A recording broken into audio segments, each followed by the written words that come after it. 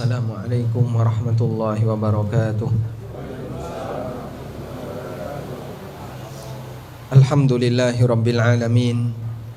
Wassalatu wassalamu ala ashrafil mursalin Nabiyyina wa maulana Muhammadin wa ala alihi wa sahbihi ajma'in.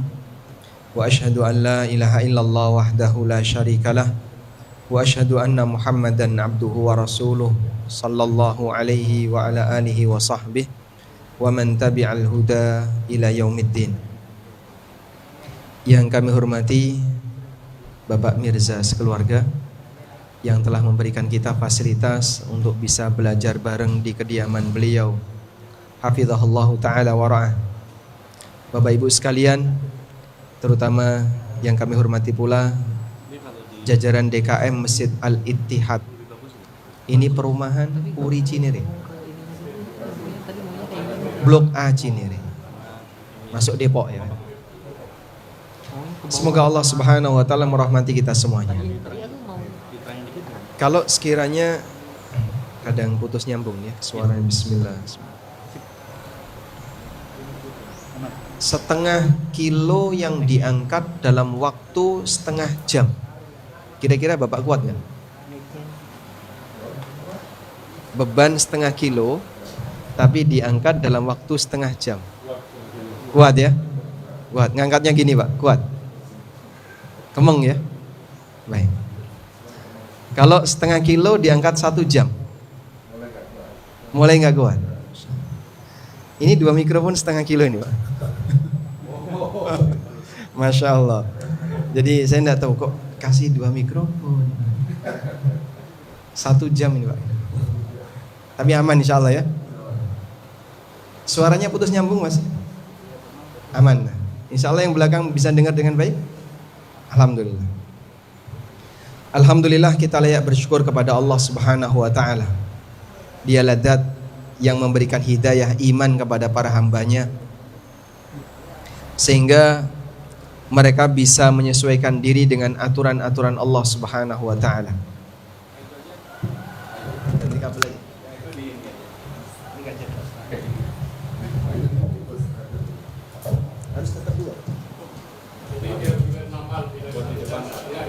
Oh gitu. Kalau ini dengar semua nggak? Dengar. Yang di luar dengar. Kalau bisa mendengar cukup satu ini saja. Gimana Bapak di luar? Nggak jelas. Nggak jelas. Kalau ini jelas. Oh, masya Allah. Jelak banget. Tadi ada kedudukannya kesian Ustaz setengah. Enggak apa-apa, aman. Dia biasa ngaji. Dia dilakban lagi.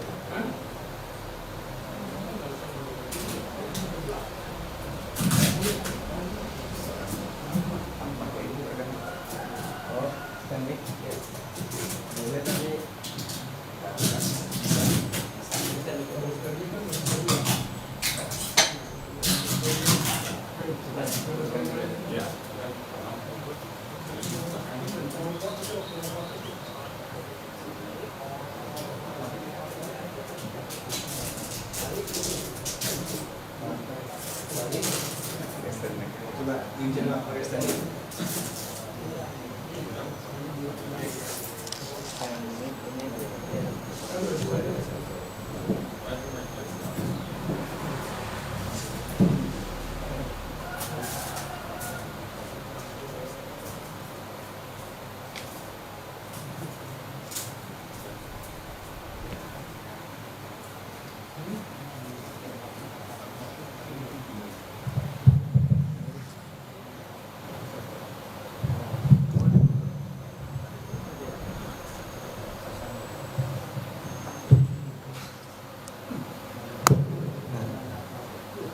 begini? Jelas? Alhamdulillah. Yang penting kan suaranya ya. Sebentar, saya tak mendekat dulu. Karena terlalu jauh.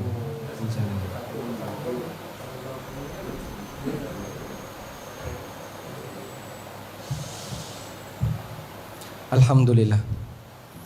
Kita bersyukur kepada Allah Subhanahu wa taala atas hidayah iman yang Allah berikan kepada kita sehingga kita bisa kumpul di sini. Semoga semakin bisa menambah iman. Karena forum kajian itu insya Allah bermanfaat bagi kaum mukminin. Allah Subhanahu wa taala berfirman, "Wa dzakir fa inna dzikra tanfa'ul mu'minin." Berikanlah peringatan, sesungguhnya peringatan itu bermanfaat bagi orang-orang yang beriman. Dan seorang muslim ketika dia mendapatkan nasihat, maka dia bisa tambah yakin. Dia bisa tambah ilmu. Tambah yakin dan tambah ilmu inilah pertambahan iman.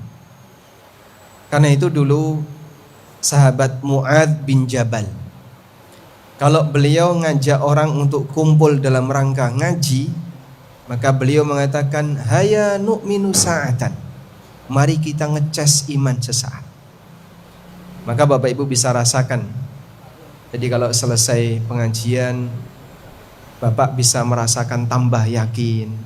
Aku jadi ngerti Pak Ustadz. Aku baru tahu yang seperti itu. Ketika Anda sudah sampai pada titik itu, insya Allah kajian itu berarti bisa menambah iman. Rasulullah SAW pernah bersabda, "Majtama'a qaumun fi baitin min buyutillah, yatluna kitaballah wa yatadarasunahu bainahum illa nazalat alaihimus sakinah." Apabila ada sekelompok orang yang berkumpul di salah satu rumah Allah dalam rangka untuk mengkaji kitabullah, yang satu membaca, yang lain menyimak, illa nazalat alaihimus sakinah, maka akan turun as-sakinah kepada mereka. As-sakinah itu artinya apa Pak?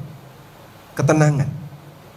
Akan turun ketenangan kepada mereka, sehingga orang akan bisa merasakan nyaman, tenang, adem, merem. Itu karena pengaruh as-sakinah. Ada yang sudah ngantuk belum? Gimana? Itu pengaruh as-sakinah ya. Apa manfaatnya kalau orang mendapatkan as-sakinah? Allah Ta'ala berfirman, "Huwallazi anzalas sakinata fi qulubil mu'minin liyazdadu imanan ma'imani." Dialah zat yang menurunkan as-sakinah di hati orang yang beriman agar semakin bertambah iman mereka di samping iman yang sudah mereka miliki. Makanya kalau lagi stres, bingung, pusing, capek karena perang opini di medsos, Bapak matikan HP, datang ke masjid, dengerin kajian, dengerin ceramah. Ketika Al-Quran dan hadis dibacakan, insya Allah kita bisa mendapatkan ketenangan. Dan pengaruhnya juga besar. Orang ketika kajian juga diberi rahmat oleh Allah Subhanahu wa taala. Nabi SAW mengatakan, "Wa ghasyiyathumur rahmah." Mereka akan diliputi dengan rahmat. Dan orang yang mendapatkan rahmat ini nanti akan menjadi manusia yang lebih lemah lembut, nyaman ketika berinteraksi dengan orang lain, penyayang dengan sesama. Itu pengaruh dari rahmat. Allah Subhanahu wa taala berfirman, "Fabima rahmatin minallahi lintalahum." Disebabkan karena rahmat yang Allah turunkan kepadamu, lintalahum, engkau bisa bersikap lembut kepada mereka. Walau kunta faddan ghalidhal qalbi. Karena kalau kau keras kepala, kasar ucapannya, maka mereka akan menghindar darimu. Sehingga seseorang ketika dia diberi oleh Allah bisa lemah lembut, ketika bersikap dengan orang lain tenang, tidak selalu menonjolkan aku, tapi lebih kepada bagaimana dia bisa merangkul sesama. Itu bagian dari sifat rahmat yang Allah berikan kepadanya. Ada banyak sekali ya, testimoni yang diberikan oleh para jamaah Alhamdulillah Pak Ustadz, setelah istri saya ngaji, belajar agama, rutin mengikuti kajian-kajian ahlu sunnah, ada perubahan yang signifikan. Dulu galak sama suaminya, galak sama anak-anaknya, sekarang sudah baik hati sama semuanya. Dan ada Pak pengaruh kayak gitu. Ada juga para ibu-ibu yang menyampaikan testimoni itu. Alhamdulillah Pak Ustadz, setelah suami saya ngaji, belajar Al-Quran dan hadis dengan benar, sekarang sudah lemah lembut dengan keluarganya. Dulu suami saya juga sensitif Pak, kesinggung dikit langsung emosi, orangnya galak. Sekarang gak kayak gitu. Tapi ada satu sifat yang belum hilang Pak Ustadz. Apa itu? Pelitnya kok gak hilang. Wah kalau itu bawaan lahir. Pernah gak ada orang yang mendapatkan pengaruh kayak gitu? Itulah pengaruh Al-Quran dan hadis yang sering didengar oleh seseorang. Karena Allah Subhanahu wa ta'ala memberikan perumpamaan. Lau anzalna hadzal Qur'ana ala jabalin la ra'aitahu khashi'an mutasaddian min khasyatillah. Andaikan aku turunkan Al-Quran itu ke gunung, sehingga yang berkewajiban untuk menyimak Al-Quran, mentadabburi Al-Quran, mendengarkan Quran adalah gunung. Yang mengamalkan isi Quran adalah kewajiban gunung. Andaikan gunung ini yang menjadi subjek penerima Quran, la ra'aitahu khashi'an mutasaddian min khasyatillah. Engkau akan lihat gunung itu khusyuk, tunduk karena takut kepada Allah. Padahal hati kita tidak lebih keras daripada gunung. Batu gunung bisa seperti itu kata Allah disebabkan dengan Al-Quran. Insya Allah manusia juga bisa mendapatkan pengaruh baik dari Al-Quran.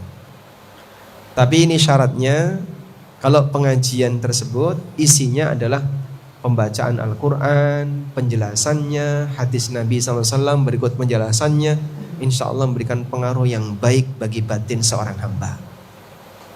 Makanya perbaikan masing-masing individu, termasuk juga masyarakat secara umum, salah satu bisa kita mulai dari bagaimana mengajak mereka untuk kembali kepada Al-Quran dan hadis Nabi Sallallahu Alaihi Wasallam. Sehingga orang kalau diajak belajar Al-Quran dan hadis Nabi Sallallahu Alaihi Wasallam, itu arahnya adalah untuk menjadi manusia yang lebih produktif, lebih positif, lebih baik dibandingkan sebelumnya. Sahabat yang dulu mereka keras kepala, sebelumnya mereka hidup di zaman namanya zaman apa Pak? Jahiliyah. Semuanya serba rusak. Kalau ada sebutan krisis di segala bidang, krisis hukum, krisis politik, krisis sosial, krisis kemanusiaan, puncaknya itu zaman jahiliyah. Sehingga kan jadi standar keburukan. Allah turunkan wahyu dengan Allah kirim satu orang yang memberikan perubahan luar biasa. Bapak kebayang gak Pak? Tawaf sambil telanjang. Itu cara tawafnya siapa Pak? Orang musyrikin. Orang musyrikin itu tawafnya sambil telanjang. Karena mereka punya keyakinan kita tawaf dalam keadaan seperti kita dilahirkan oleh ibu kita. Kan orang lahir gak pakai baju. Maka mereka tawaf gak pakai baju. Sampai ibu-ibu juga sama, tawafnya nggak pakai baju, menutupi kemaluannya sambil mengatakan al yauma bada ba'duhu au kullu wa ma bada minhu fala uhillu. Hari ini nampak sebagian atau keseluruhan, dan apa yang nampak tidak aku halalkan. Itu orang jahiliyah dulu. Andaikan tidak ada Nabi Muhammad Sallallahu Alaihi Wasallam yang diutus oleh Allah, mungkin budaya tawaf telanjang ada sampai sekarang. Jadi kira-kira bapak-bapak mau ke sana nggak? Subhanallah. Tapi Allah selamatkan umat manusia dengan Allah turunkan wahyu melalui seorang Nabiur Rahmah, Nabi Muhammad Sallallahu Alaihi Wasallam, sehingga aneka penyimpangan-penyimpangan di zaman jahiliyah yang nggak karu-karuan itu bisa berubah tahap demi tahap dengan adanya wahyu. Sehingga sekali lagi mungkin Anda bisa buktikan apa perubahan besar yang bisa didapatkan oleh seorang yang sering ngaji dan belajar agama. Jawabannya akan ada perubahan dari sisi mental dia, perubahan dari sisi karakter.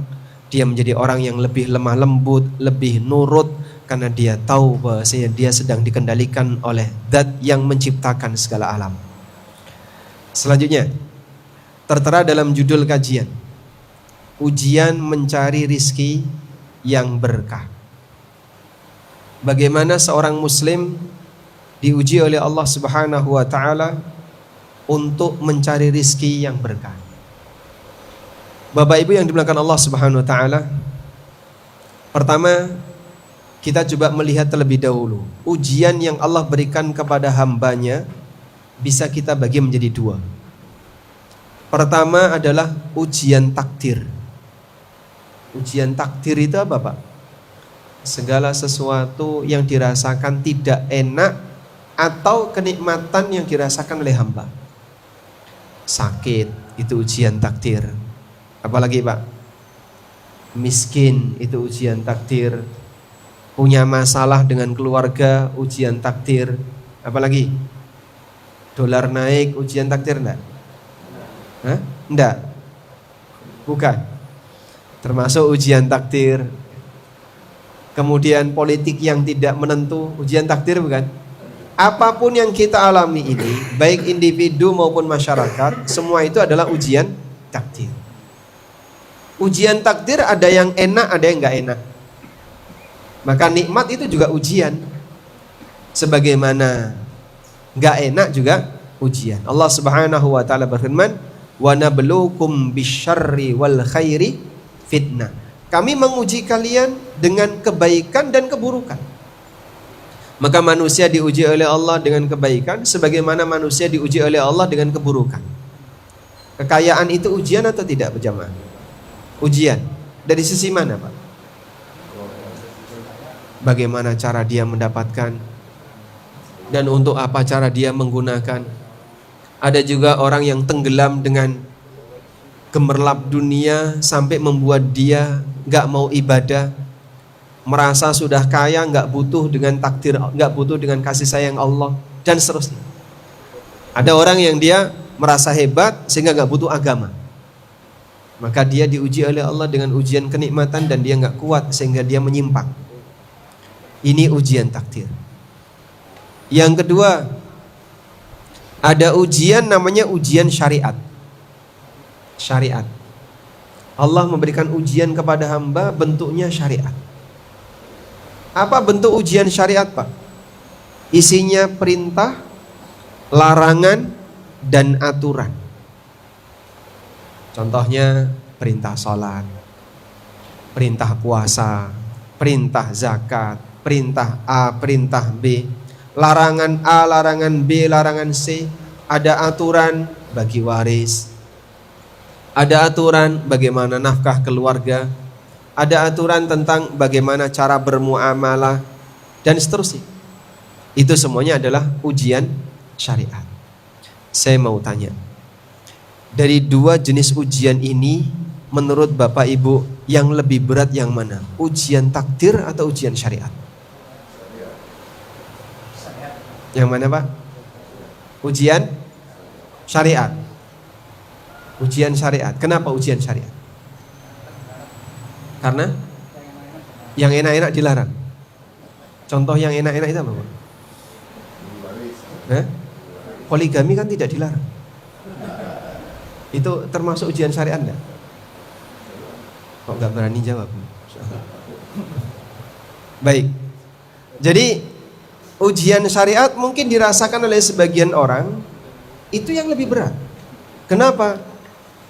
Kenyataannya banyak yang melanggar. Banyak yang melanggar itu gimana? Dia mungkin tidak mencela takdir. Dia tidak mencaci maki Allah, tidak membenci Allah sebagai sang pencipta, tapi dia nggak mau sholat. Maka dia gagal ujian apa? Syariat. Ada juga orang yang dia hidupnya biasa-biasa saja, nyaman, tapi dia nggak mau puasa. Ada nggak, Pak? Banyak. Nah, itu semuanya dia gagal di ujian syariat. Ada juga orang yang tidak mau mengikuti aturan Allah Subhanahu wa taala, berarti dia gagal di ujian syariat. Dan dua-duanya akan dimintai pertanggungjawaban. Ibadah kita terhadap ujian takdir adalah ridho dengan takdir Allah. Ridho dengan takdir Allah itu maksudnya gimana Pak? Kita merasa lapang dada, tidak emosi, tidak sakit hati dengan semua ketetapan Allah. Karena kita sadar ini adalah ketetapan Allah Subhanahu wa taala. Dan ridho dengan ketetapan Allah sebagai bentuk ibadah kita kepada takdir Allah. Ada nggak Pak orang yang ridho dengan takdir? Banyak sekali, sampai bunuh diri. Ada yang mencaci maki. Bahkan ada juga yang merasa bahwasanya saya nggak mau jadi hamba Allah. Akhirnya dia tenggelam dalam maksiat. Tuhan, izinkan aku untuk menarik diri dari hambamu. Karena piye gitu Pak.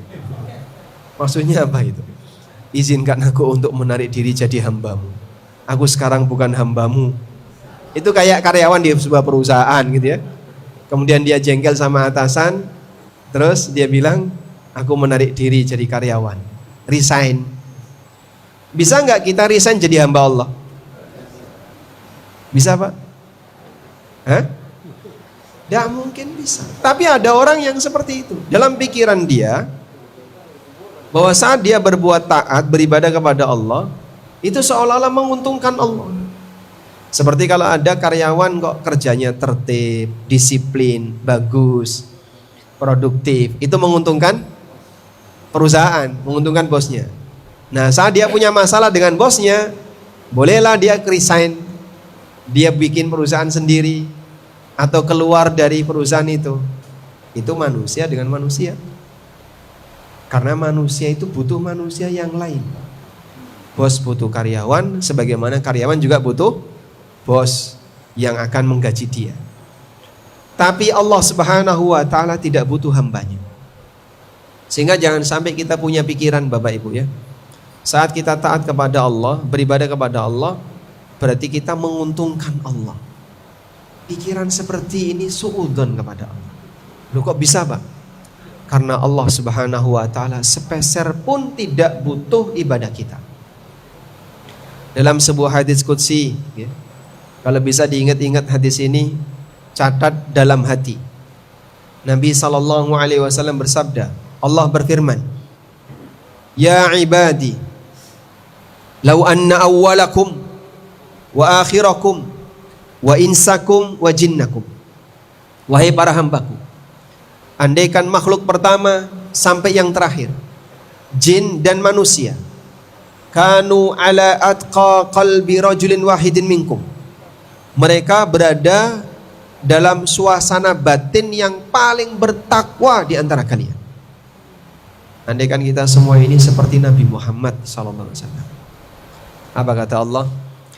Ma zada dzalika fi mulki syai'a. Sepeser pun itu tidak menambah kerajaanku. Jadi Bapak sholat, tahajud, bayar zakat, ibadah haji dan umroh, jangan sampai kita punya pikiran Allah tambah kaya. Subhanallah. Karena Allah tetap maha kaya walaupun hambanya tidak beribadah kepadanya. Ya ibadi, wahai para hambaku, lau anna awwalakum wa akhirakum wa insakum wa jinnakum, andaikan makhluk pertama sampai yang terakhir, jin dan manusia, kanu ala afjari qalbi rajulin wahidin minkum, mereka menjadi makhluk yang paling jahat hatinya di antara kalian. Andaikan kita ini Fir'aun semuanya, mana qasadzalika fi mulki syai'a, sepeser pun itu tidak mengurangi kerajaanku. Jadi sebenarnya kalau orang berbuat taat untuk siapa? Diri sendiri. Sehingga orang yang berbuat baik, in ahsantum ahsantum li anfusikum. Kalau kau berbuat baik, kau berbuat baik untuk dirimu sendiri. Wa in asa'tum falaha. Dan kalau kau berbuat jahat, kau berbuat jahat untuk dirimu. Sehingga Allah Subhanahu wa taala tidak bertambah kekayaan dan kerajaannya karena kebaikan hamba, sebagaimana tidak berkurang kuasanya karena penolakan yang dilakukan oleh hamba. Allah tetap maha kuasa. Makanya di bagian ini kita perlu meyakini bahwa ketaatan yang kita lakukan sejatinya manfaatnya untuk pribadi kita. Nah selanjutnya, dalam bentuk ujian takdir, ibadah kita adalah ridho. Intinya tadi ya, jangan emosi, jangan sakit hati apalagi ada perasaan didolimi oleh Allah. Karena yang seperti ini masuk pada kategori suudzon kepada Allah. Dan suudzon kepada Allah disebut oleh Allah sebagai dhannul jahiliyah. Yadhunnuna billahi dhannas sau dhannal jahiliyah. Mereka punya persangkaan-persangkaan yang buruk, yaitu suudzon jahiliyah. Coba ya. Bapak namanya siapa Pak? Pak Irawan. Kalau Pak Irawan suudzon sama Pak Mirza, ketahuan enggak? Enggak ketahuan. Kenapa? Karena tidak tahu isi hatinya. Sehingga kalau si A suudzon sama si B, apakah si B tahu isi hatinya si A? Tidak tahu. Maka kalau si A suudzon sama si B, mereka bisa hidup bersama, tinggal dalam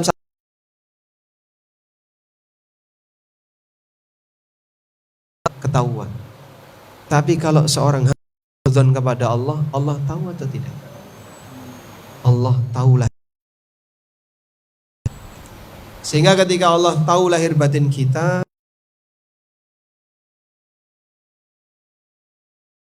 maka kita diajarkan, kalaupun kita mengalami musibah apapun, mau musibah yang menimpa pribadi seperti sakit, atau kemiskinan yang menimpa pribadi, atau musibah yang mengalami, atau yang musibah yang dialami secara nasional, musibah negara. Mungkin kita menganggap bahwasanya rupiah turun, ini musibah. Iya Pak, inflasi itu musibah. Musibah. Allah kurangi sebagian jatah harta dari para hambanya. Lalu di saat kita sedang mengalami musibah seperti itu, jangan sampai kita punya anggapan buruk kepada Allah Subhanahu. Karena Allah tahu dan melihat isi hati kita. Ini berkaitan dengan apa? Ujian takdir. Dan kenyataannya ketika orang itu diuji oleh Allah dengan ujian takdir, kemudian dia nggak ridho, akhirnya melawan aturan Allah. Gue ini udah rajin sholat, ke masjid, tapi utang nggak lunas-lunas. Apa sih manfaatnya ke masjid? Bolak-balik udah ke masjid juga rezeki nggak tambah. Ada Pak orang kayak gitu? Kasus orang yang nggak mau sholat gara-gara susah nyari kerja. Banyak. Ada orang yang dia nggak mau sholat karena merasa rezekinya seret. Banyak. Sehingga ada orang dia benci Allah, sehingga nggak mau ibadah kepada Allah, tidak mau melaksanakan kewajiban dia kepada Allah karena alasan hidupnya susah. Buat apa sholat? Saya sudah berkali-kali sholat juga nggak ada pengaruhnya. Utang saya tetap banyak, rezeki saya juga susah. Akhirnya dia nggak mau sholat. Ini contoh dia diuji takdir tapi nggak kuat sampai melanggar ujian syariat. Baik. Karena itulah kita perlu belajar bahwasanya Allah itu sudah banyak memberikan kebaikan bagi kita semuanya. Allah sudah banyak ngasih rizki bagi kita semuanya. Dan itu Allah nggak minta imbalan apapun. Dalam badan kita ini ada berapa nikmat Pak? Dalam badan Bapak ada berapa nikmat? Gimana Pak? Gak bisa ngitung. Kita ini gak bisa ngitung. Sehingga Masya Allah, organ kita dibuat oleh Allah terjaga dengan baik. Saat Bapak tidur, jantung lembur. Coba kalau kita tidur, jantungnya ikut tidur. Wassalam.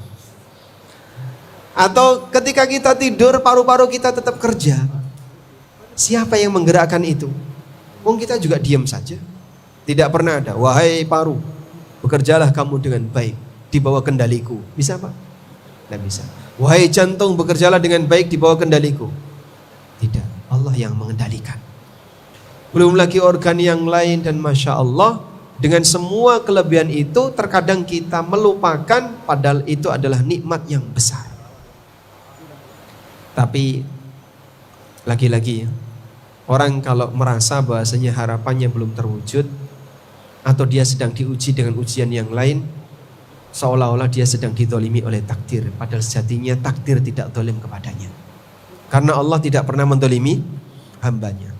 Wa mallahu bidzallamin lil abid. Allah tidak pernah mendolimi para hamba.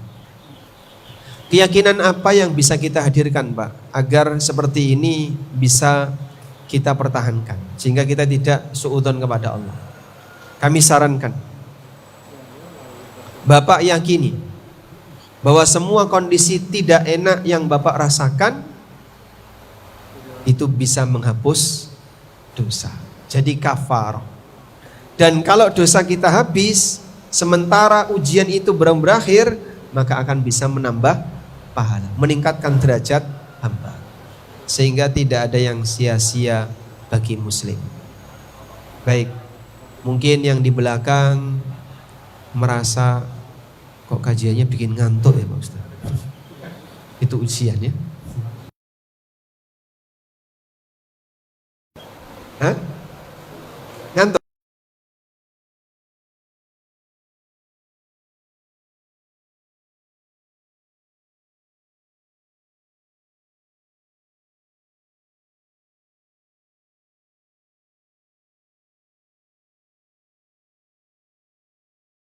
Bukhari Muslim.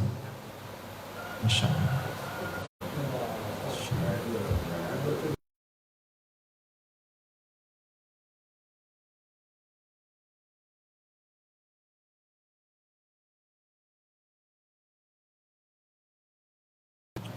Apabila seorang muslim dia mengalami musibah berupa capek, sakit, sedih, bingung, stres, sampai duri yang nancep di badan, illa kaffarallahu biha min khatayahu, maka Allah akan jadikan itu sebagai kafarah untuk dosa. Jadi saat Bapak Ibu sedang sakit, gak ada yang sia-sia. Allah jadikan suasana sakit itu, kalau orangnya sabar, jadi apa? Jadi kafarah. Maka demikian pula ketika orang menghadapi ujian misalnya, kok susah nyari kerja ya Mas? Susah nyari sumber pendapatan, jualan ini gagal, bisnis ini gagal, jadi makelar juga gagal, gak dapat. Bingung dia, gak dapat penghasilan. Dalam situasi ketika dia bingung, Allah jadikan itu sebagai kafarah. Subhanallah, gak ada yang sia-sia dari kondisi apapun yang dialami oleh seorang muslim. Sekarang kita beralih ke ujian ekonomi, ujian syariah. Ujian syariah ya. Anda masih betah? Kalau tadi setengah jam, berarti ujian syariah setengah jam. Kita baru di jam 10. Nanti maksimal sampai jam berapa Pak Mirza? Sampai sore. Saya diprotes sama jamaah. Iya, insyaallah. Sekarang kita akan beralih ke ujian syariat. Ujian syariat Bapak Ibu yang dimuliakan Allah, secara umum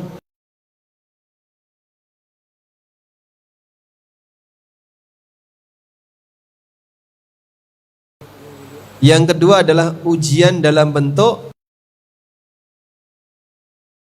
saya ulangi ya, ujian syariat ada berapa? Dua. Yang pertama apa? Ritual ibadah seperti sholat, zakat,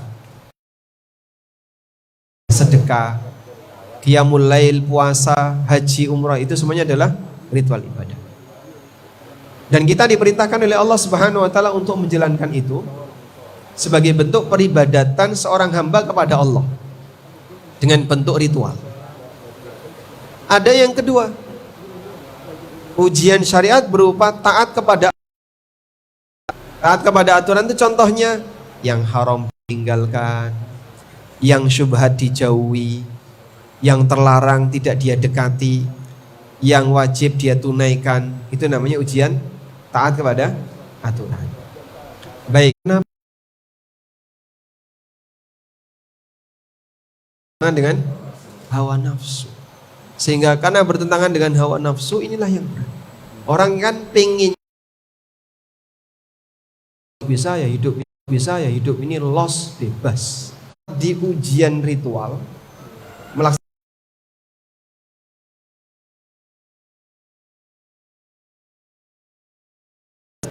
rajin haji tapi korupsi kuota haji. Nah itu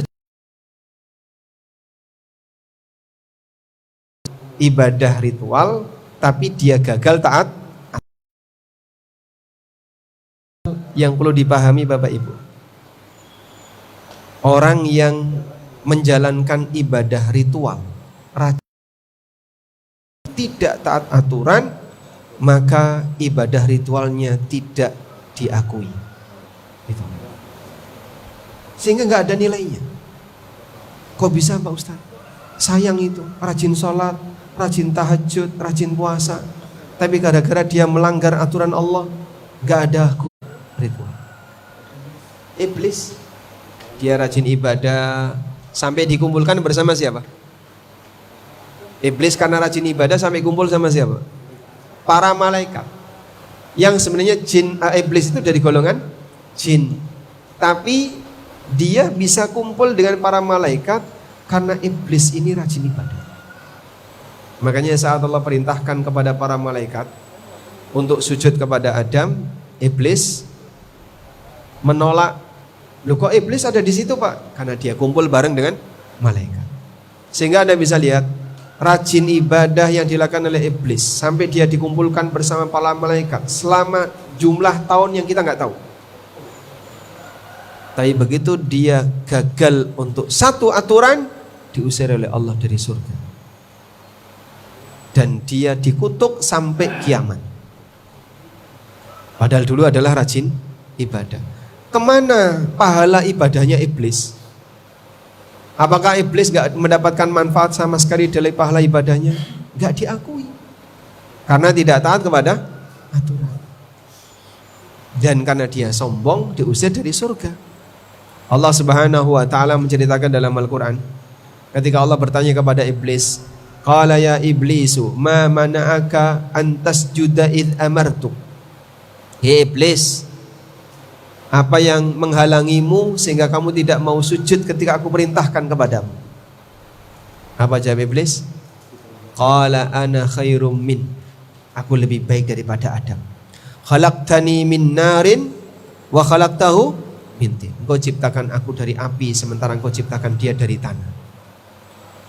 Qala fama ya fahbit minha fama yakunu laka an tatakabbara fiha. Wa iblis, keluar kamu dari surga, turun kamu dari surga, kau tidak boleh sombong di surga.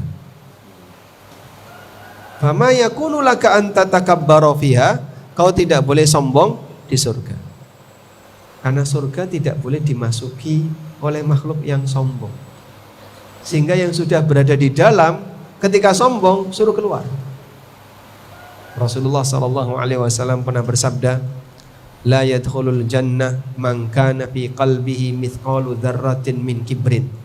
Tidak akan masuk surga orang yang dalam hatinya ada rasa sombong walaupun seberat dzarrah. Seberat dzarrah, benda yang sangat kecil. Karena itulah ketika kita bersikap sombong ini berbahaya. Hamba tidak punya hak untuk itu. Baik, kita lanjutkan. Sehingga di sini kita bisa lihat sebatas rajin melakukan ritual tapi tidak taat aturan, ini bisa menyebabkan ritual tadi tidak ada nilainya. Contoh yang lain, pernah satu ketika ada seorang wanita yang melaporkan tentang suaminya kepada Aisyah radhiyallahu anha. Wanita ini mengatakan, aku bertransaksi riba dengan suamiku. Diceritakan skema transaksinya. Lalu Aisyah radhiyallahu anha mengatakan, bi sama syaraiti wa bi sama sytaraiti. Betapa buruknya transaksi yang kamu lakukan. Suami itu namanya Zaid bin Arqam. Akhbiri Zaidan annahu qad abtala jihadahu ma'a Rasulillah sallallahu alaihi wasallam hatta yatuba. Sampaikan kepada Zaid kalau dia telah membatalkan pahala jihadnya bersama Rasulullah SAW sampai dia mau tobat. Jadi jihad bersama Nabi SAW bisa hilang pahalanya gara-gara praktek riba. Riba, Bapak tahu riba Pak? Praktek riba salah satu dosa besar yang dikutuk dalam Al-Quran. Sehingga orang melakukan perbuatan dosa seperti ini sampai pada tingkatan bisa menghapus amal. Maka jangan sampai kita merasa aman. Udahlah, tenang aja. Kalaupun nanti dapat duit yang haram, dizakati kan jadi halal. Mencuci. Jadikan zakat itu berfungsi apa? Menyucikan harta. Memang zakat bisa berfungsi menyucikan harta. Allah Ta'ala berfirman, khudh min amwalihim sadaqatan tutahhiruhum wa tuzakkihim biha. Ambillah harta mereka sebagai zakat untuk menyucikan mereka dan membersihkan harta mereka. Berarti zakat bisa menyucikan harta Pak Ustaz? Iya. Tapi zakat tidak diterima dari harta haram. Ada seorang koruptor yang punya matematika. Koruptor. Gimana ngitungnya? Pak Ustaz, katanya kalau kita berdosa satu, dosanya dihitung satu. Sehingga maksiat satu, dosanya satu. Tapi kalau kita beramal sekali, dilipatkan 10 kali. Jadi kira-kira Pak Ustaz, kalau saya korupsi 100 juta, lalu saya infak ikhlas lillahi ta'ala 10 juta, 10% Pak Ustaz, itu kan dosa saya korupsi 100 juta, dihitung korupsi 100 juta. Dan saya infak 10 juta, dilipatkan 10 kali, jadi berapa? 100 juta. Dosa 100 juta ditutupi dengan pahala 100 juta. Pas. Apa Pak? Untung 90, kan masih 90 juta ya. Bener gak kayak gitu? Ini matematika koruptor. Padahal Nabi SAW mengatakan, innallaha la yaqbalu salatan bighairi tuhurin wala sadaqatan min ghulul. Allah enggak terima salat tanpa bersuci, sebagaimana Allah enggak terima zakat dari hasil korupsi. Harta haram, haram. Sehingga haji dengan harta haram, saat orangnya merasa dia sedang menyambut panggilan Allah, gak ada sambutan untuk kau. Kau datang dengan harta haram. Sehingga jangan sampai kita punya pikiran bahwasanya harta yang haram, cara cari rizki yang salah, itu mudah hilang dosa hanya dengan ibadah. Ada juga suatu ketika sahabat mendapatkan atau melaporkan kepada Nabi SAW, ya Rasulullah, inna indi jara. Ya Rasulullah, aku itu punya tetangga, ibu-ibu. Wa dzukira min siyamiha wa qiyamiha wa sadaqatiha. Diceritakan ibu ini rajin tahajud, rajin puasa sunnah, dan rajin sedekah. Walakin tu'dhi jiranaha bilisaniha. Tapi sayangnya beliau suka menyakiti tetangganya dengan lisan. Kemampuan wanita dalam menyakiti orang lain, pakai tangan atau pakai lisan? Pakai lisan. Bentuknya apa Pak? Ghibah. Kemudian apa lagi? Kalimat-kalimat umpatan dan seterusnya, fitnah. Dan mana yang lebih jauh jangkauannya? Kejahatan tangan atau lisan? Masya Allah Pak, ustadznya di Jogja bisa digibah di Jakarta Pak. Karena kemampuan lisan ini bisa nembus ruang dan waktu. Yang sudah mati saja bisa dicaci maki pakai lisan. Itulah bahayanya lisan. Dan yang lebih tidak bisa jaga lisan itu bapak atau ibu? Yang mengaku itu siapa? Sama-sama. Tapi secara umum ibu-ibu lebih tidak bisa menjaga lisan. Makanya ibu-ibu tolong dihati-hati ya. Rasulullah SAW sebenarnya sudah pernah mengisyaratkan ini. Beliau pernah bersabda, innal mar'ata khuliqat min dila. wanita itu diciptakan dari tulang rusuk. Wa inna a'waja syai'in minad dila a'lahu. Dan tulang rusuk yang paling bengkok adalah paling atas. Ya, ini mengisyaratkan lisan. Sehingga wanita yang paling sulit untuk dikendalikan adalah bagian lisannya. Maka wanita yang bisa menjaga lisan dengan baik, menjaga tulisan di medsos dengan baik, insya Allah cenderung lebih selamat. Baik. Lalu apa kata Nabi SAW? Ada wanita yang tadi rajin tahajud, rajin puasa, tapi dia suka menyakiti orang lain dengan lisannya. Kata Rasulullah SAW, la khaira fiha, hiya finnar. Orang seperti ini nggak ada nilai baiknya, sehingga tahajudnya, puasanya nggak diakui.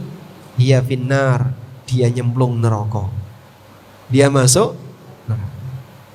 Inilah contoh bahasanya seseorang ketika dia tidak bisa menjaga aturan, maka ibadah ritual terkadang menjadi tidak bernilai. Wallahu a'lam. Bapak sudah ngantuk, Pak? Hah? Hampir. Jadi ini nggak boleh lama ya. Karena jamaahnya di sini kan rata-rata 30 tahun ke atas. Ke atasnya jauh sekali. Bapak usia berapa? Usia berapa? Usia. Baru 75. Kok mirip seperti saya, Pak? Baik. Alhamdulillah. Tapi sekiranya mukaddimahnya kayaknya nggak perlu panjang-panjang. Sudah kurang lebih 50 menit saya berbicara. Semoga apa yang kita bahas ini bermanfaat sebagai ilmu pengantar bagi kita semuanya. Dan di sisa waktu nanti bisa kita lanjutkan dengan diskusi terbatas untuk yang ada di sini. Wassallallahu ala nabiyyina Muhammadin wa ala alihi wa sahbihi wasallam.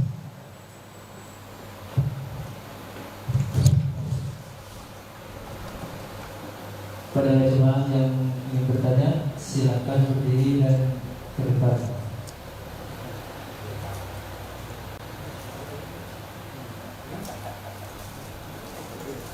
Yang bertanya nanti dikasih hadiah.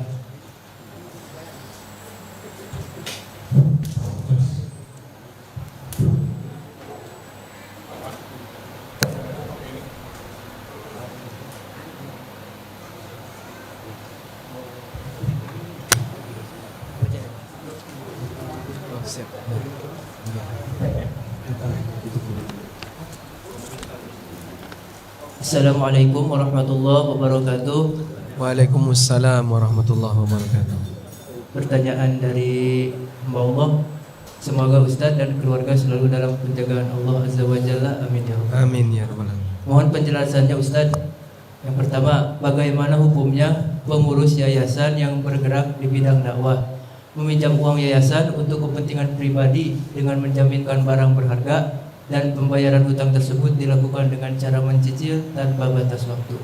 Masya Allah. Yang kedua, apakah hal tersebut termasuk dalam kategori mengkhianati amanat dari umat yang menginfakkan hartanya di yayasan tersebut? Atas jawabannya, jazakallahu khairan wa barakallahu fiik.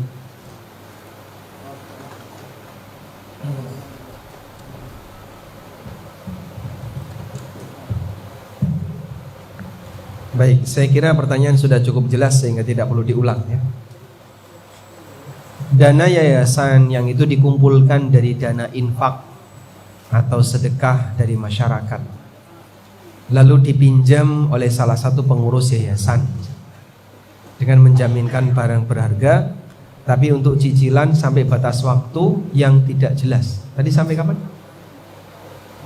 Tidak jelas ya. Yang lama itu berarti sampai Dajjal muncul pun boleh. Itu kapan Pak Ustadz?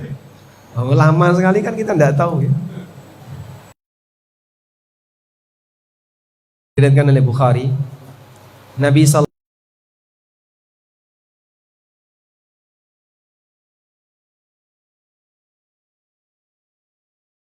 yaumal qiyamah. Ada orang yang mereka yatakhawwaduna fi malillahi bighairi haqqin. menggunakan harta Allah tapi dengan cara yang tidak benar, maka dia kelak di hari kiamat dapat neraka. Menggunakan harta Allah dengan cara yang tidak benar adalah menyalurkan harta itu untuk cara yang tidak sesuai syariat. Yang dimaksud dengan harta Allah itu apa sih Pak? Harta umat, baik kelas kecil maupun kelas besar. Harta negara, pemimpin dan dia punya wewenang terkait mengatur anggaran masyarakat, anggaran negara. Kalau sampai salah, sehingga untuk sesuatu yang tidak dibutuhkan tapi dicairkan atau dihambur-hamburkan, sehingga harta negara itu dipakai untuk sesuatu yang nggak penting, maka resikonya ya tadi, dia akan berhadapan dengan Allah Subhanahu Wa Taala. Mungkin ketika di dunia dia nggak bisa diperkarakan, tapi hidup tidak sekali ada kehidupan yang kedua. Maka bagi pemegang kebijakan atau yang memegang wewenang berkaitan dengan harta milik umat, tolong dijaga. Harta milik umat ini kalau sampai disalahgunakan ya lebih beresiko. Kalau diutangkan tadi Pak, Anda dapat izin dari siapa? Jadi misalnya kas masjid, lalu diutang sama takmir atau DKM, boleh nggak Pak? Nggak boleh. Kenapa nggak boleh? Yaitu dana umat, kecuali kalau dia dapat izin dari jamaah, sehingga pas Jumatan diumumkan, jamaah sekalian, alhamdulillah saldo masjid A telah terkumpul senilai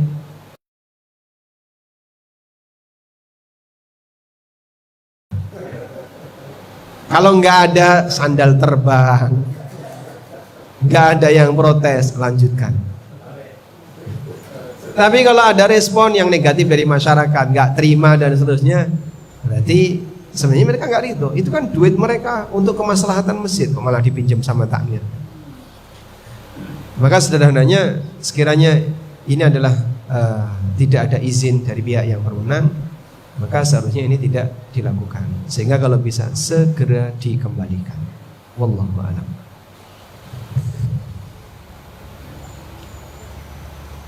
Ada lagi pertanyaan? Bu Ibu, ada lagi yang mau bertanya? Bapak-bapaknya ada?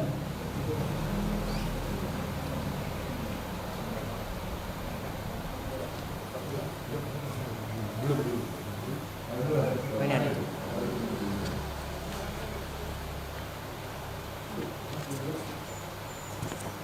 Ya. Tertulis, nggak kelihatan identitas.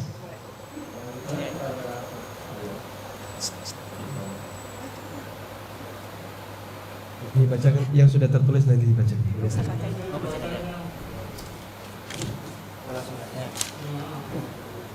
Assalamualaikum warahmatullahi wabarakatuh. Waalaikumsalam Izin bertanya, warahmatullahi Ustaz. wabarakatuh. Apa doa untuk rezeki yang berkah di masa sulit? Satu lagi, apa hukumnya bekerja di negara kafir karena tidak ada kesempatan di Indonesia? Masya Allah.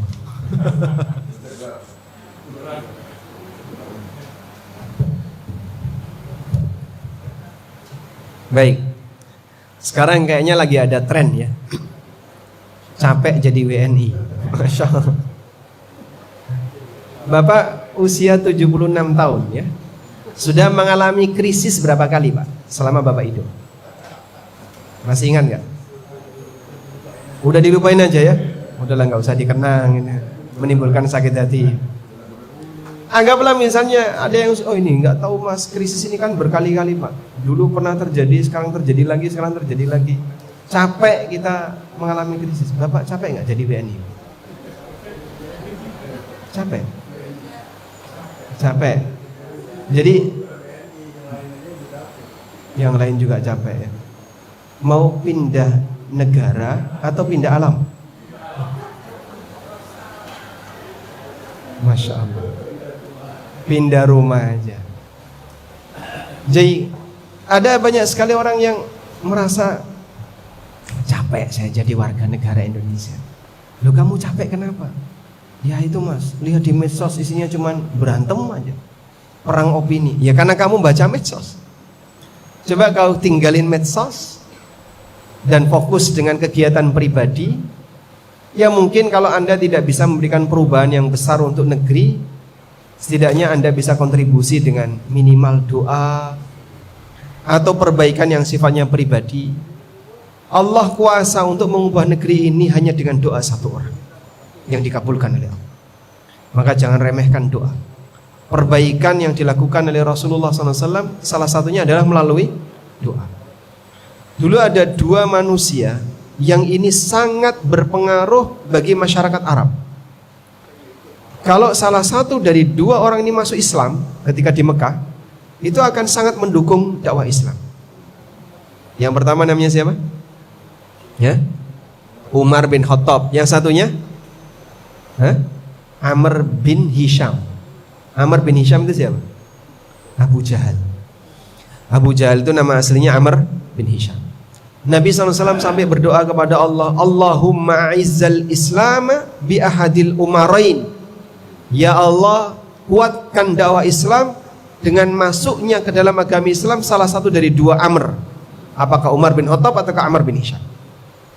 Allah pilih Umar dan Allah tinggalkan Amr, sehingga Amr bin Hisham tetap menjadi musuh Nabi SAW sampai mati. Itulah Abu Jahal. Sedangkan Umar bin Khattab radhiyallahu anhu, beliau menjadi pembela Nabi SAW. Pasca Umar masuk Islam, para sahabat yang dulunya bersembunyi ketika masuk Islam, sekarang mereka sudah berani untuk menampakkan identitas.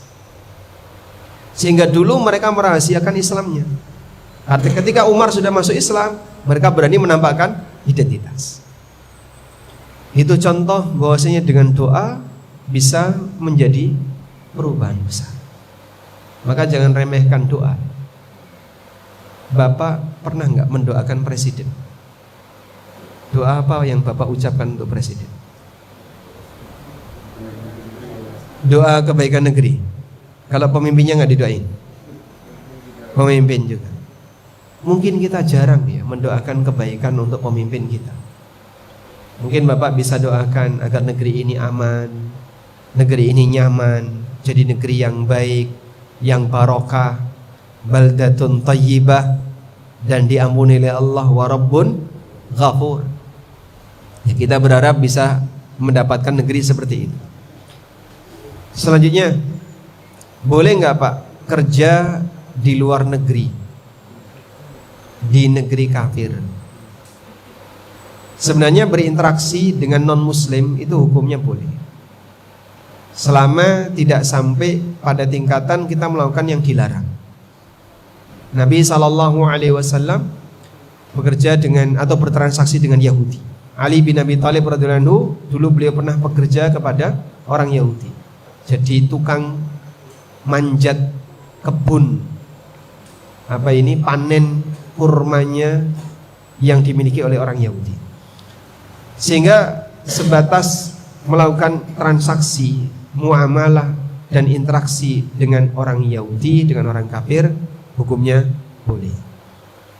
Cuman begini, kalau tinggal di negeri kafir tentu mungkin akan berbeda dengan mereka yang tinggal di negeri muslim. Karena tinggal di negeri kafir ada banyak sekali aturan agama yang tidak bisa dilaksanakan dengan baik. Nggak bisa Jumatan Pak, terus apa lagi, mau puasa atau sholat 5 waktu jamaah nggak bisa. Terus apa lagi, kurban itu kita nggak bisa nyembelih sendiri, harus di RPH. Dan kalau di RPH kita nggak bisa nyembelih, ya itu sudah ada tim sendiri di situ. Sehingga sunnah menyembelih sendiri ketika kurban nggak bisa. Sholat id di lapangan nggak bisa. Ada sebagian teman yang dia mengeluh, saya itu jauh dari masjid, sehingga kalau Jumatan ya nggak bisa Jumatan. Dikejar bisa nggak? Wah saya kerja, nanti break jam 12, Jumatan 12:30, naik kereta nggak cukup, bolak balik, akhirnya dia nggak Jumatan. Kalau sholat duhur dia mungkin bisa sholat sendiri. Nah resiko-resiko seperti itulah yang mungkin saja akan terjadi pada diri seorang muslim pada saat dia tinggal di negeri kafir, kecuali ketika Anda bisa meyakinkan resiko itu tidak ada. Alhamdulillah Walaupun saya tinggal di negeri non muslim, tapi dekat masjid. Bisa sholat Jumatan tertib, sholat 5 waktu juga tertib, sehingga bisa ibadah dengan tertib. Kalau bisa demikian, mungkin Anda masih boleh bertahan selama ada kebutuhan. Tapi kalau sudah selesai, segera balik ke tanah air, cari lingkungan yang islami. Baik, yang pertama tadi apa? Yang ini, yang kertas kedua.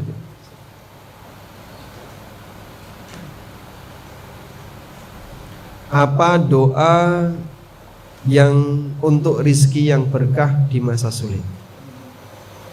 Bapak kalau tanya tentang doanya apa,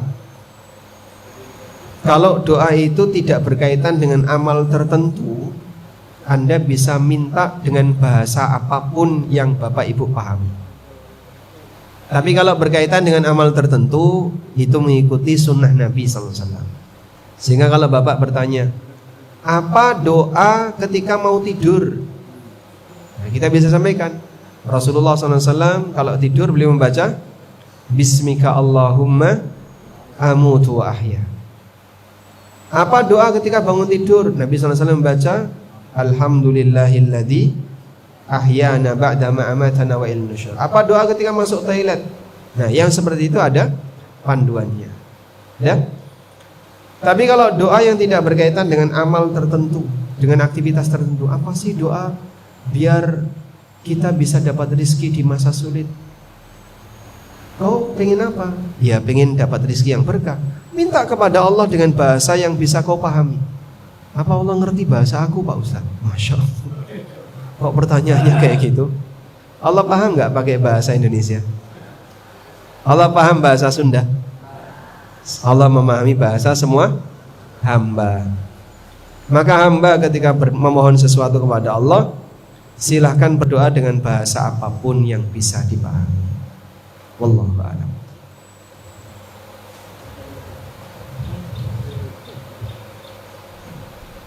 Assalamualaikum warahmatullahi wabarakatuh, Ustaz. Waalaikumsalam warahmatullahi wabarakatuh. Mau bertanya, saat ini saya sudah pensiun. Setelah pensiun, saya baru tahu jika selama ini saya bekerja di salah satu lembaga keuangan yang ternyata riba, yaitu bidang gadai. Selama bekerja di sana, saya tidak pernah handle bagian kredit. Bagaimana cara membersihkan penghasilan riba tersebut? Setiap tahun saya sudah bayar zakat juga. Barakallahu fiik.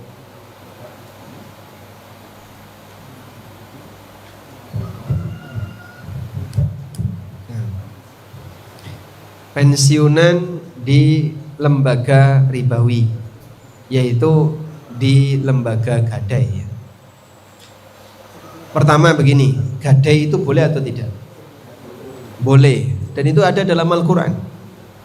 Fa illam tajidu katiban farihanun maqbudah. Kalau kamu melakukan transaksi utang dan tidak menjumpai tukang tulis, maka silahkan serahkan barang gadai. Cuman gadai ini kan jaminan utang. Jaminan utang. Dan dalam Islam, utang itu tidak boleh ada keuntungan, tidak boleh ada kelebihan. Sehingga utang 100 juta harus balik berapa? 100 juta. Itu kaidah baku. Kalau 100 juta balik 101 riba. Sehingga tidak boleh ada tambahan dalam transaksi utang piutang. Orang menggadaikan cincin misalnya, setelah ditaksir harga cincin ini 3 juta, maka diberi utang separuhnya 1.500.000. Ya, 1,5 juta itu balik berapa?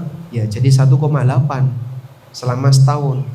Sehingga lembaga ini mendapatkan pemasukan berupa tambahan yang dibayarkan oleh nasabah. Pemasukan ini, tambahan ini statusnya riba, lalu jadi gaji bagi karyawan. Pak, dulu belum tahu itu Pak, baru ngerti sekarang. Dulu nggak tahu. Terus gimana itu nasib gaji yang saya dapatkan selama bertahun-tahun kerja sementara nggak tahu? Nah, di sini ada satu keringanan.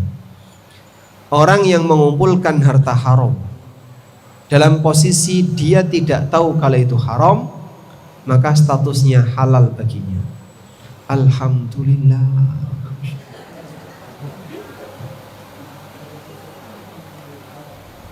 Orang yang mendapatkan penghasilan yang haram dalam kondisi dia tidak tahu kalau itu haram, maka pendapatan yang dia peroleh statusnya halal. Kok Bapak bisa ngomong kayak gitu? Karena Al-Quran menjelaskan demikian. Allah Subhanahu wa ta'ala berfirman, "Faman ja'ahu mau'idhatun min rabbih fantaha falahu ma salafa wa amruhu ilallah." Barang siapa yang sudah mendapatkan penjelasan dari Allah, fantaha, lalu dia berhenti, dalam arti tidak melanjutkan yang haram tadi, falahu ma salafa, maka dia berhak terhadap harta yang dia miliki di masa silam, yang dulu dia kumpulkan selama belum tahu. Wa amruhu ilallah, dan urusannya kembali kepada Allah. Sehingga orang yang nggak tahu haram terus dia kumpulin harta haram itu sampai dia punya rumah, punya ini. Terus setelah itu dia tahu apa yang sudah Anda dapatkan dulu tidak perlu dikembalikan. Maka dalam syariat kita tidak ada hukuman dalam bentuk memiskinkan diri gara-gara mengumpulkan harta haram sebelum tahu. Tapi kalau sudah tahu, dia tidak boleh nerima karena sudah tahu. Nah sekarang kan sudah tahu. Ngapain tadi saya tanya, malah jadi tahu.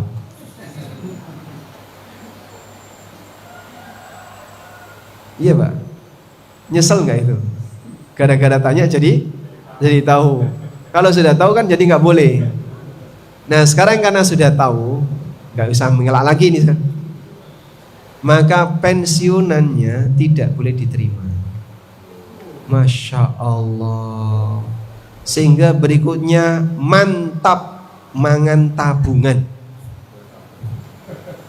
Sehingga selanjutnya adalah tabungan yang sudah ada, Anda boleh nikmati sampai akhir hayat. Tapi pensiun yang didapatkan, karena ini didapatkan dari hasil kerja yang dulu bermasalah, maka boleh disalurkan untuk fakir miskin. Pak, kalau saya sudah nggak punya apa-apa lagi Pak, gimana yang harus saya lakukan? Jika Anda sudah tidak punya apapun, maka nanti boleh mengambil sebagian itu khusus untuk mencukupi kebutuhan pokok, sisanya dikeluarkan. Wallahu a'lam.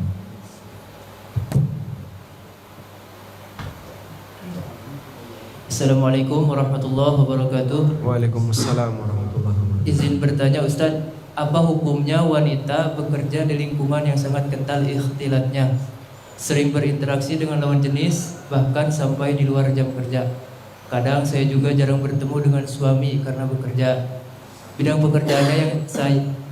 pekerjaannya juga sangat maskulin atau logistik. Saat ini alhamdulillah untuk nafkah kebutuhan pokok sudah dipenuhi suami. Sebenarnya saya ingin sekali untuk resign, tapi dari keluarga seringkali bilang kalau saya resign sangat disayangkan sekali karena sudah sekolah tinggi-tinggi dan posisi pekerjaan juga sudah stabil. Mereka juga bilang kalau resign sekarang kondisi ekonomi sedang tidak stabil, jadi sangat berisiko. Mohon nasihatnya Ustaz, jazakumullah khair.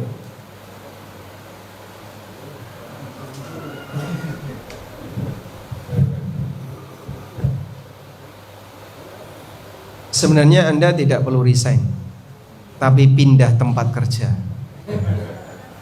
Yang sebelumnya mungkin campur dengan lawan jenis, suasana Anda nggak nyaman, yang seharusnya itu kerjaan laki-laki, vibes-nya vibes maskulin, ya. Nuansanya nuansa maskulin. Anda bisa pindah kerja di dalam rumah. Jadi yang lebih sibuk yang mana, bapak atau ibu?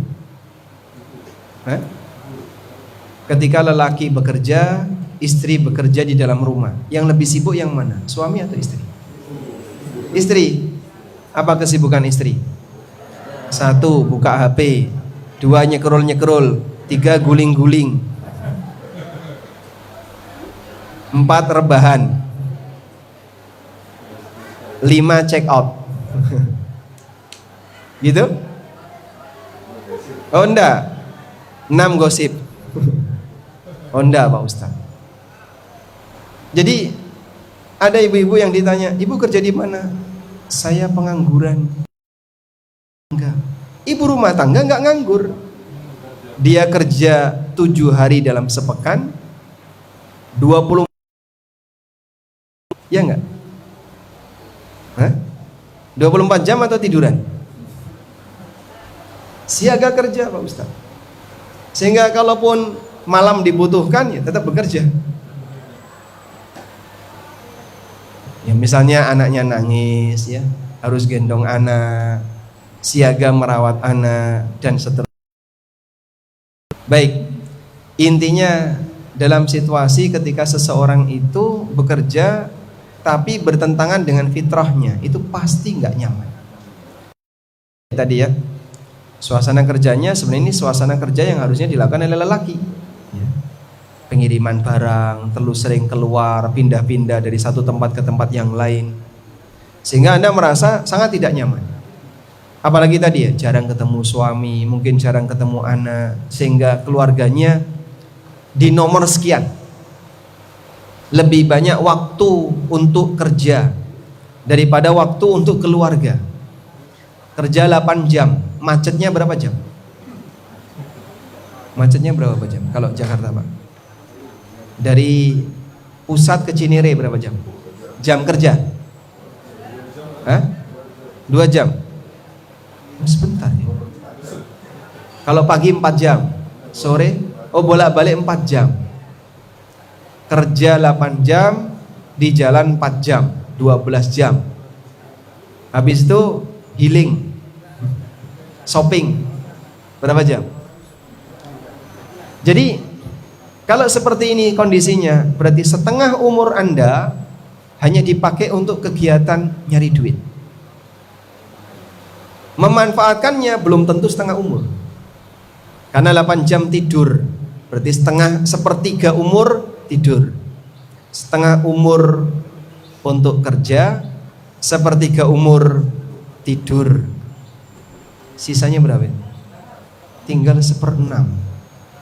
1/6 umur Anda mungkin dipakai ibadah sebagian, dipakai bersama keluarga sebagian, sehingga kita kehilangan banyak waktu emas hanya untuk kerja.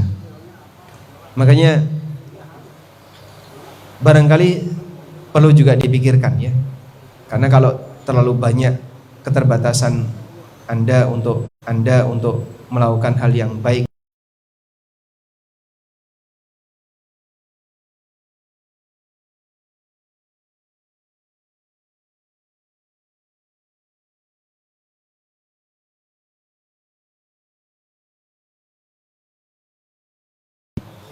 istri Bapak juga praktek. Kemudian dokter, istri saya nggak praktek, di rumah saja. Karena saya meyakini baik yang kerja 1 orang maupun yang kerja 2 orang, bagi saya itu tidak menambah rizki keluarga. Madek. Oh iya, Masya Allah, orang ini paham. Baik yang kerja 1 orang maupun yang kerja 2 orang, itu tidak akan menambah jatah rizki keluarganya.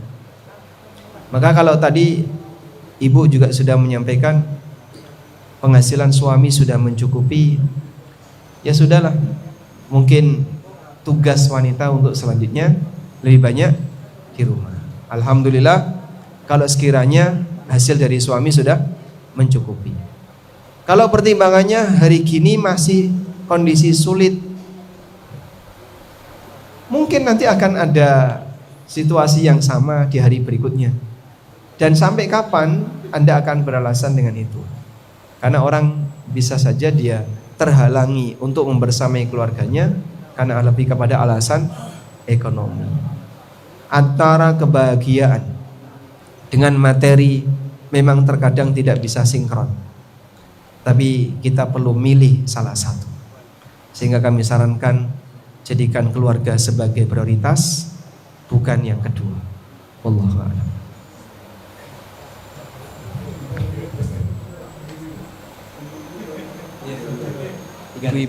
Ibu-ibu banyak bertanya karena banyak masalah. Selanjutnya, Assalamualaikum warahmatullahi wabarakatuh. Bagaimana sikap kita menghadapi kerabat dekat yang memutus silaturahmi? Ana sudah berusaha untuk hadir, tetapi mereka enggan menerima. Jazakallah.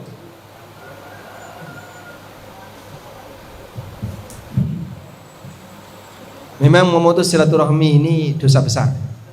Dan tanamkan dalam diri kita, memutus silaturahmi dosa besar. Sampai Allah memberikan ancaman, aku akan memutus orang yang memutus rahim. Allah akan memutus apanya Pak? Di situ tidak disebutkan objeknya. Ya mungkin diputus rahmatnya, diputus karunianya. Kebayang nggak ketika ada orang yang diputus rahmatnya oleh Allah? Itu beresiko. Maka jangan sampai kita memutus silaturahmi. Nah sekarang masalahnya, yang memutus silaturahmi bukan kita, tapi keluarga kita yang lain. Kalau Anda sudah berupaya untuk menyambung hubungan baik, tapi tetap ditolak. Misalnya datang ke rumahnya dia nggak mau nemuin. Saat dia punya acara kita datang dia juga nggak mau nemuin. Ya sudah, Anda tidak bersalah, dia yang bersalah. Berarti dia yang memutus. Walaupun upaya kita untuk menyambung ini insya Allah akan jadi amal saleh. Nabi SAW pernah mengatakan, laisal wasilu bil mukafi. Yang disebut dengan orang yang nyambung silaturahmi itu bukanlah orang yang mukafi. Mukafi itu membalas kunjungan. Walakinnal musil, tapi orang yang nyambung silaturahmi adalah man wasala, membalas kebaikan orang. Tapi yang nyambung silaturahmi yang sejatinya adalah saat kamu diputuskan, kau berusaha untuk nyambung. Itulah nyambung silaturahmi.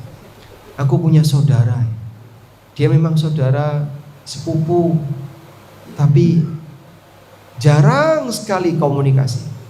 Terus Bapak tiba-tiba komunikasi dengan dia, membuka komunikasi, inilah nyambung silaturahmi. Membuka komunikasi dengan saudara yang putus, itu orang yang nyambung silaturahmi. Wallahu a'lam.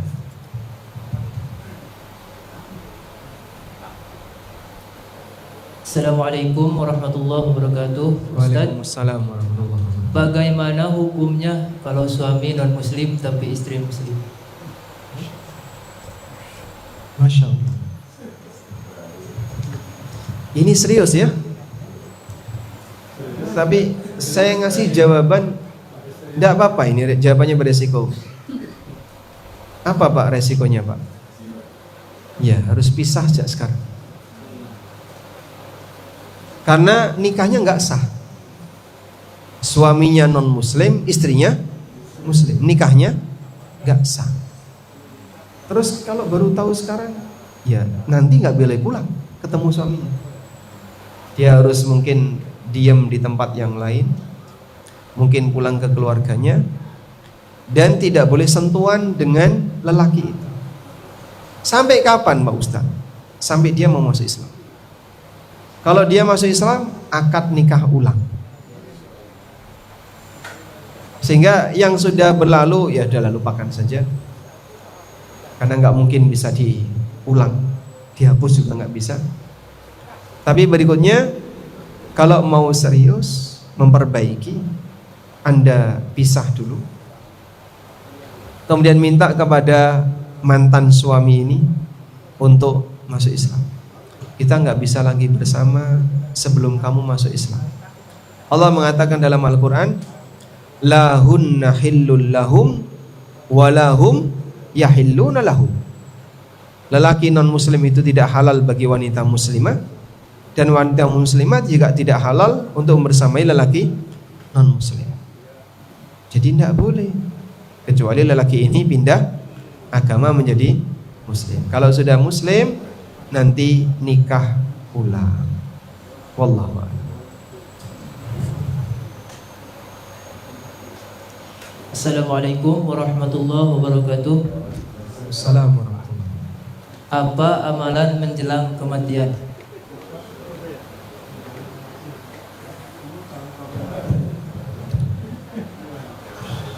Apa amalan menjelang kematian?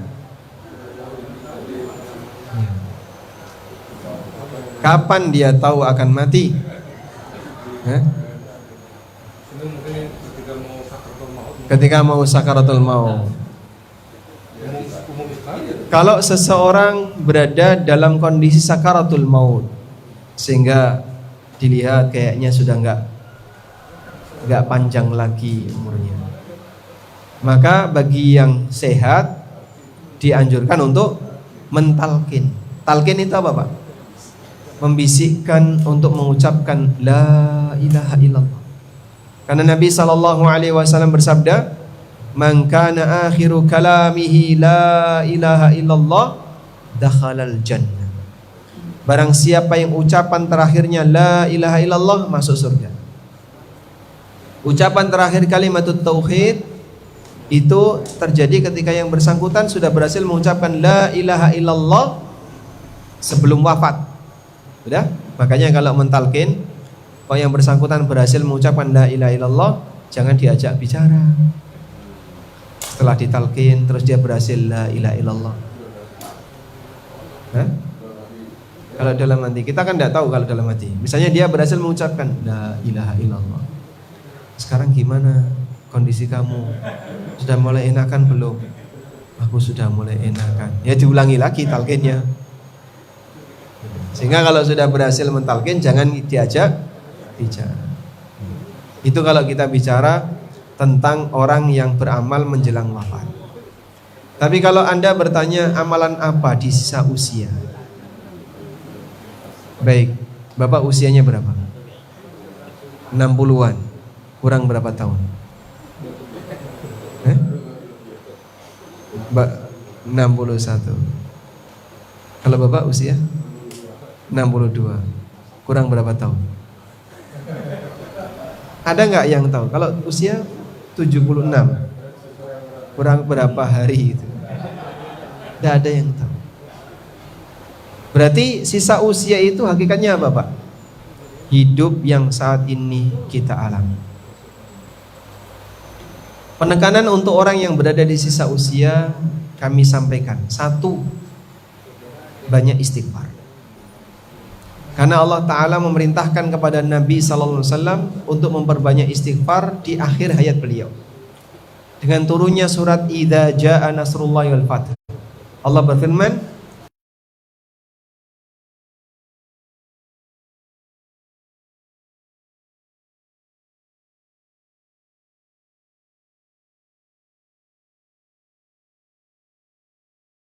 Rabbana wa bihamdika Allahumma ghfirli. Beliau baca ketika rukuk dan sujud. Hafal, Pak? Hafal? Coba diulangi. Subhanakallahumma Rabbana wa bihamdika Allahumma ghfirli. Itu dibaca ketika rukuk dan sujud. Ya? Selanjutnya, amal yang kedua, hindari sengketa. Jadi mungkin sudah nggak waktunya lagi debat di medsos, ngotot-ngototan di medsos. Mulai sadar usia, karena terlalu ribut ini bisa beresiko bagi kelangsungan hidup. Ada satu pesan yang disampaikan oleh Imam Asy-Syafi'i rahimahullah. Beliau mengatakan, bi'sazad ilal ma'ad al-udwanu alal ibad. Sejelek-jelek bekal menuju akhirat adalah suka bermusuhan dengan anggota masyarakat.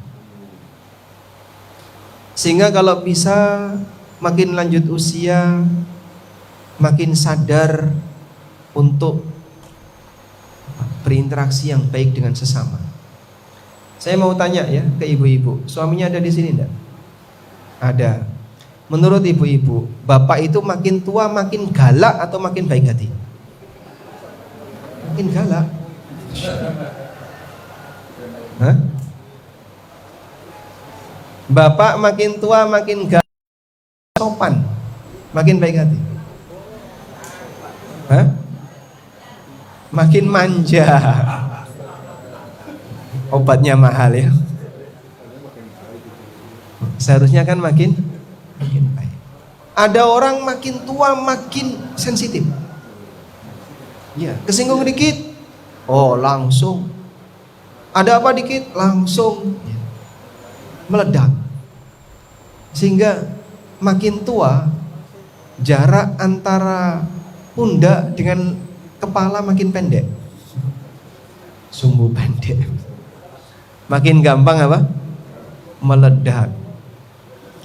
Seharusnya kan makin tua sudah mulai ya, saya mau pulang untuk selamanya, sehingga perlu mulai hati-hati, jangan suka masalah dengan yang lainnya. Sebab kalau sering gesekan dengan yang lain, ingat nanti tanggung jawabnya berat di yaumil kiamah. Kalau ibu makin tua makin baik hati atau makin cerewet? Makin baik hati Pak ya? Alhamdulillah. Baik, semoga bisa sama-sama berlatih memperbaiki diri, baik suami maupun istri.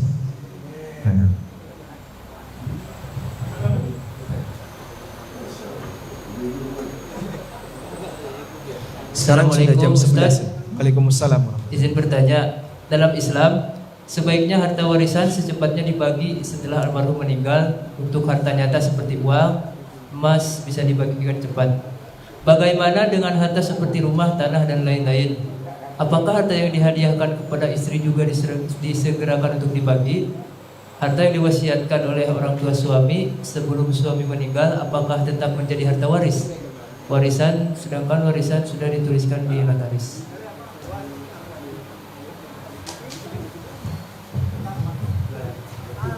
Dua lagi, Masya Allah. Beliau sudah ingin pulang. Insya Allah yang terakhir ya. Yang terakhir. Baik, Bapak sabar. Yang terakhir ini setengah jam.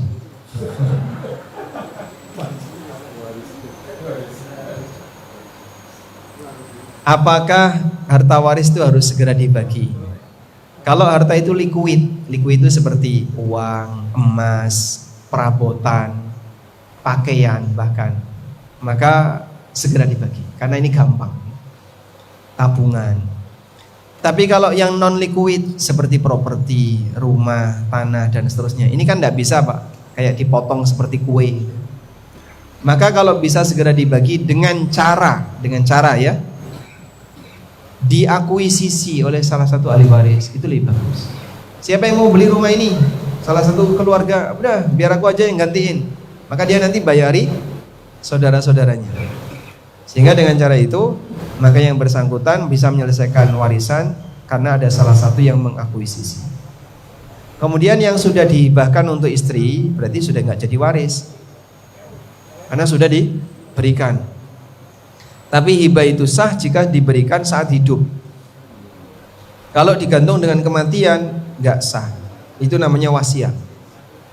Nanti kalau bapak mati, rumah ini jadi milik istri. Nah itu namanya wasiat. Nah wasiat itu tidak berlaku karena tidak boleh ada wasiat untuk ahli waris. Kemudian wasiat untuk selain ahli waris sah. Misalnya bapak pernah berwasiat tanah itu nanti untuk Masjid Ittihad, maka sah sebagai wasiat. Namun maksimal sepertiga. Lebih dari sepertiga tidak boleh, kecuali ahli warisnya ridho. Tapi kalau ahli waris nggak ridho, maka maksimal sepertiga. Wallahu a'lam. Walhamdulillahirabbil alamin. Coba saya. Baik, ini karena sudah jam 11, maka pertanyaan ini dipending, nanti disimpan oleh panitia dan akan dibacakan tahun depan. Kalau ada kajian lagi di sini.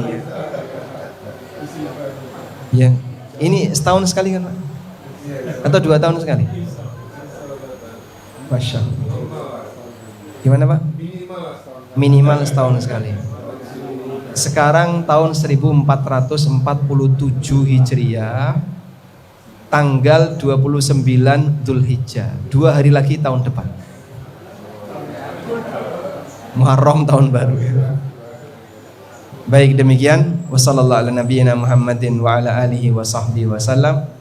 Wa akhiru da'wana alhamdulillahi rabbil alamin. Wassalamualaikum warahmatullahi wabarakatuh. Waalaikumsalam warahmatullahi wabarakatuh. Terima kasih kepada Ustaz Aminul Bait atas ceramahnya.